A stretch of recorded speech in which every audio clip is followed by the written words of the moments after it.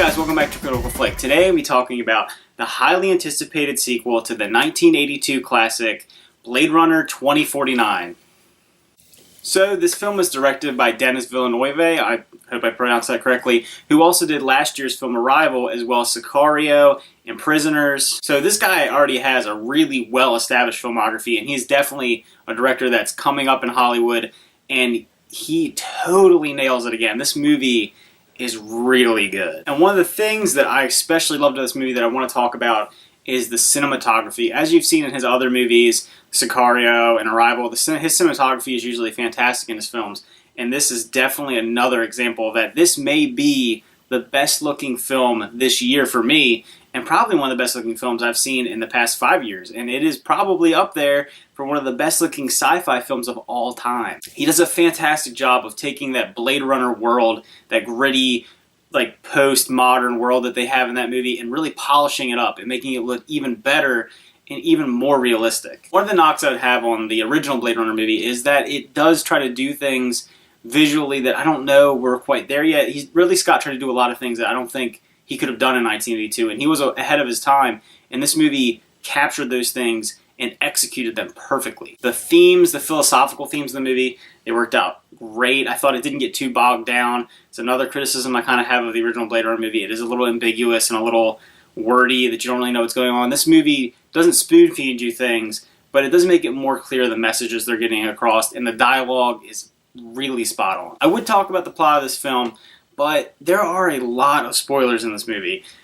If you want to know what happens in this movie, I'd definitely recommend checking out spoiler reviews, but if you really don't, just completely avoid them. There's a lot of twists and turns that I really think you should just go see this movie before you learn anything about the plot. But, like I said, it is a sequel to the original Blade Runner movie. Now, as you know, Ryan Gosling is the main character in this film, and I thought he did a really great job. I like Ryan Gosling. I think he's probably the best young actor in Hollywood. Well, young actor in Hollywood. And he does a really good job of playing this character in the movie. Now, I'm just going to tell you something outright because, I mean, you literally find out immediately in the film that he is a replicant. And he does a really good job of skirting that line of being a artificial intelligence that is high functioning. I see a lot of movies like, for example, the recent Ghost in the Shell. I thought Scarlett Johansson was so robotic in her delivery that it just didn't work.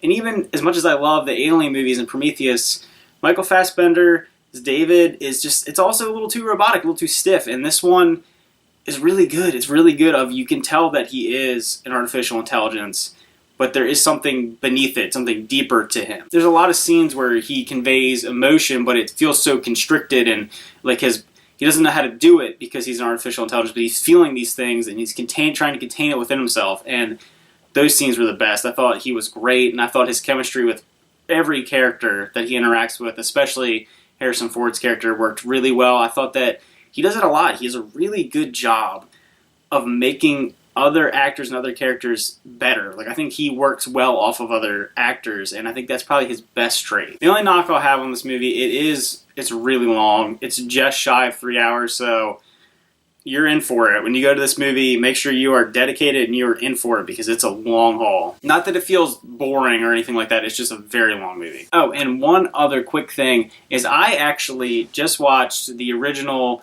movie last night before I saw this one, and I would recommend that. There's a lot of little things in it that I think get added to it when you've seen the first film, especially if you need like a refresher on it. Since I had just seen it yesterday, I noticed a lot of things. I was like, oh, well, that's harkening back to this part of the movie, and you get a little bit of the connections between some of the characters that I don't think you would have, and there's some little fan service moments that I don't think you would get unless you saw the original film. Not that this movie needs the original film. It's definitely standalone. If you're worried about, oh, well, I understand this movie if I don't see the original, you'll totally understand it. So, yeah, that's definitely, I'd say, check out the original before you watch this one if you want to get like the full experience of it. So, if I were to rate this movie, I would probably give it an 8.5 out of 10. It is really a really good movie. It's definitely in my top 10 of the year.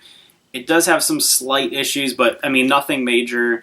It's definitely worth checking out. It's just really good. So technically well done. Like, the cinematography, the direction, the dialogue, just the framing, everything about it. It's a really beautiful movie. Well guys, thanks for watching. Let me know what you thought of it. Did you like it as much as the original? Did you like it more? Remember to like and subscribe, leave your comments below, and see you next time.